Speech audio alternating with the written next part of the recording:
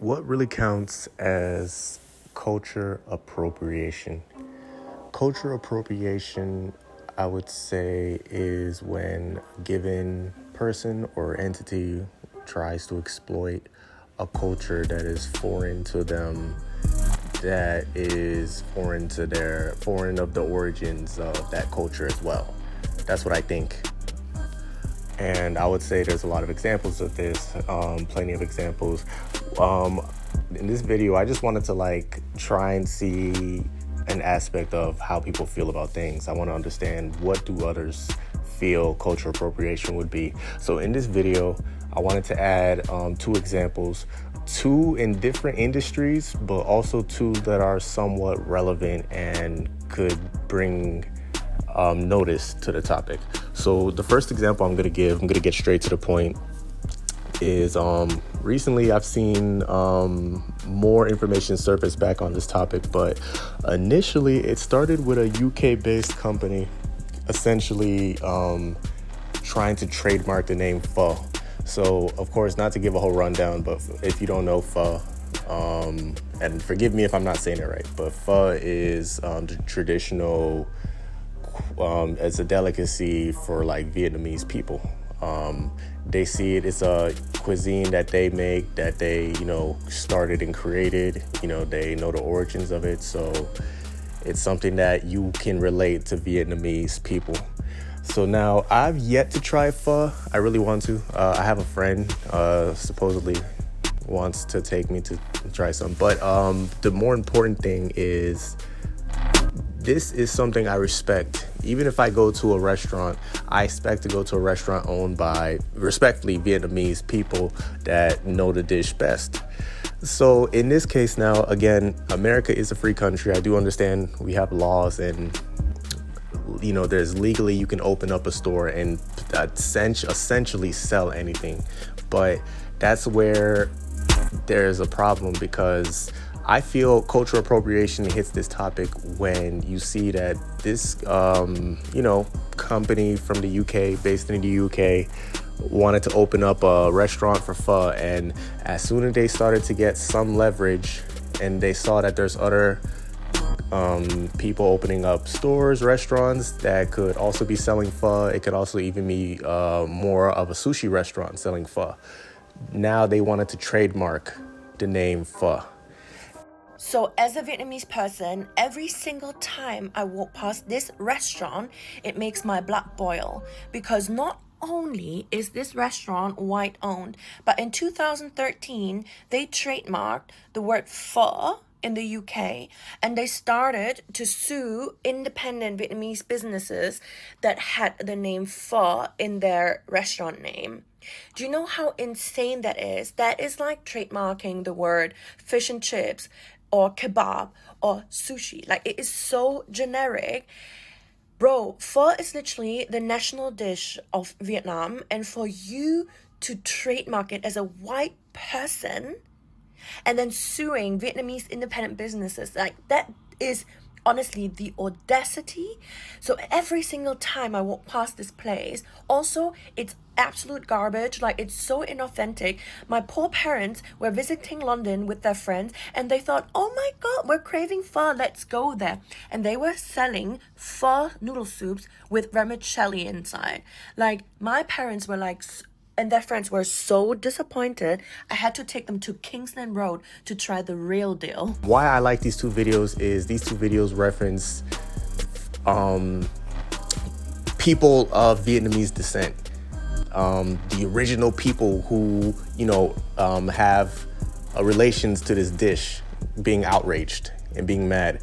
And I honestly do believe this same type of energy should be demonstrated in every other culture if you feel appropriation is being taken place, because it is a serious topic. As many of you already know, I often get attacked by boba liberals for not agreeing with them on various issues. And when I say boba liberals, I mean woke, westernized Orientals. For example, I don't agree with a lot of their language policing, and I'm not at all sensitive about my ethnicity. And most recently, I took issue with the way they bullied and cancelled the creators of boba, the westernized boba drink. But just because I disagree with you on one issue or many issues doesn't mean that I will always disagree with you automatically, because I form my own opinions using my own critical thinking rather than black and white groupthink. So a lot of people forwarded me posts regarding the latest food and drink related controversy that's got boba liberals really heated, and that's the case against Pho. That's the British white-owned high street restaurant chain specializing in pho, Vietnamese noodles. And their crime was to register their trading name Pho Limited and take action against other restaurants that open up using the word pho in their name, which is a word that, again, literally just means noodles. And because of the backlash that ensued when this got out to the public via social media, they decided to deregister their trademark. And I agree with that. In fact, I'm surprised that they were even able to register that name in the first place. I mean, that would be like a restaurant that sells burgers calling themselves Burger and registering that name and suing every other business that has the word burger in their name. I think the fact that it's a white-owned business is irrelevant. It's just bad business practice that shouldn't be allowed. Although I suppose you could argue the fact that they took a word from another language, another culture, and registered it makes their audacity so much greater, which I suppose fair enough. It's pretty audacious. But yeah, I think that was a justified win for the boba liberals. And indeed, most boba conservatives would agree. I think it was quite a simple case. And I think it has very little in common with the boba matter, which I spoke about extensively in previous posts. I do understand the land of the free and trying to make a business and working towards a goal, but I do also believe that there are limits. If you notice in all aspects, nobody wanted these people to shut down their business. Of course, just like common knowledge, if some individual did not like the morals, the company itself, or just even the fact that the company is serving Vietnamese dish, like they are not obligated to eat over there, if that makes sense. If there was a Vietnamese person in the UK who sees that restaurant, they are not, forced or obligated to eat at that place. So that's one way, if they want, how they can demonstrate if they want to support or patronize the business or not. But again, the aspect that this company tried to trademark the name Pho, I think, is the ignorance in place with cultural appropriation. Or here's another idea that's going to be very controversial. You could shut the fuck up. So just remember that important fact, that one other thing that comes with cultural appropriation is that the ignorance behind it, where, again, I know for a fact that wasn't probably the first business or, licensed business to try and sell pho, but it is ironic that they are one of the first to try and trademark the name, try and take the name and legally tie it to only their restaurant. I don't know of how, and again, with trademarks, forgive me, I don't like giving information I'm not aware of, but I don't know how far, a trademark like that would legally bind, if that's just for the whole UK or just that city. But that's the point. That does not even make sense. The concept behind an individual or a business owner, no matter how much success or how much, fluctuation in prices or whatever they started to see, it makes no sense they tried to trademark the name. So that's one example. Again, I'm dropping in some videos and an article. And even if it's funny, because when the most recent report I received was in 2024, but I saved this article. I just liked that it stated how the individuals, they succeeded actually, by the way, in trademarking the name Pho. But after they received numerous videos on TikTok and other platforms of backlash, of people bringing, negative attention and notice to this issue, that's when this UK company finally took off their, forgive my language, but they took off the trademarking of the name, and due to the backlash.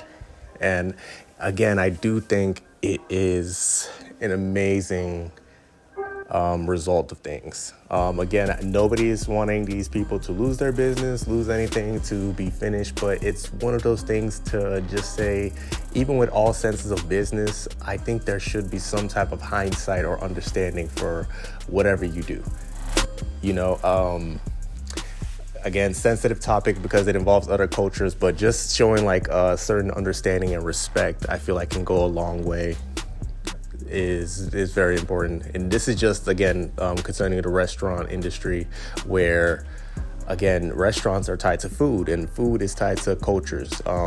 It's funny, I was talking about this with my friend, and even he mentioned like pizza, supposedly, I think, originated in Italy, and then even hamburgers. Don't quote me, I think Hamburg, right? Or something like that. So even like, I don't know what's an original American dish, with all due respect, but I wouldn't say the world is tied to just one thing if you're just American. But again, I just don't know. Like, the trademarking is the one thing I hope people don't lose focus on, of why that kind of hits the mark of cultural appropriation, if that makes sense. And then I guess for the last part of the video, I wanted to touch on what happened recently. I mean, I'm sure unless you've been living under a rock, you've come across, there was a recent rap beef or music, battle that happened. And it's kind of carried over from, when did it start? 2024-ish, right? I think. And then now it's carried over now even to 2025, where at least if you're in the main spaces, you can see a lot of people are still talking about it. It's relevant. It's kind of flooding into other things. But the funny thing is, I think that's kind of the history of hip hop in a small manner, where things tie into almost a lot of things, kind of. And like, I love hip hop culture. I'm African American myself, but like I said, love the culture. There's a lot into it, but tying back into cultural appropriation, I'm sure by now you guys know where I'm gonna target is talking about like Drake in the aspect. Drake now again, from moving from restaurants to music, Drake is the equivalent to this like UK company that tried to trademark the name Faux, just in the aspect that Drake is. He's a culture vulture, like he's like cultural appropriation. There's numerous videos. All you have to do is look online and ask, whether you want to phrase it as, what songs did Drake steal, Drake, the culture vulture, or just in general, you can ask like, what artists have Drake copied? That's another word, like those key words, like copy. What did he copy? And that's where people don't understand that. I've had another conversation again with a good friend of mine. He's also African American, but his views on it is, he wanted to understand the lines between culture appropriation or paying homage. And that's what even gave me the idea for this video. I wanted to just try and give my 2 cents on what do I think counts as culture appropriation, and what would you say counts as, just paying homage, or just trying to show greater exposure towards something. And again, with the example with the restaurant, I feel like I made it pretty clear where there were some aspects where maybe some ignorance was involved, or just the simple fact that my second point was they had indigents, like people of Vietnamese descent, mad at Pho, the name Pho being trademarked. That's another sign that I think is important, is when like the people who represent this culture, who are the indigents, or who are the, the people who address as that nationality or whatever, I do think they do have say. So when they start speaking outright, again, not every single thing, but like you could clearly see both on TikTok and other platforms, there was a lot of negative attention that this restaurant was receiving. There was a lot of negative commentary. There was a lot of people who were just upset. That's a good sign of cultural appropriation as well. When collectively a group or a subgroup of people or of some type of cultural background are now offended, then yeah, I do think in my aspects, I do think that counts as, it counts as something that is important to understand, that we can't just talk bad or try to misrepresent something, especially if we're not as fully aware of it, just because now that it's come to light, in the mixing pot that is America. So circling back to Drake, I would just say Drake's issue, you can see from any videos, from the Soulja Boy famous interview at the Breakfast Club down to stories. And the stories for me are kind of what I feel like have me more into this is culture appropriation.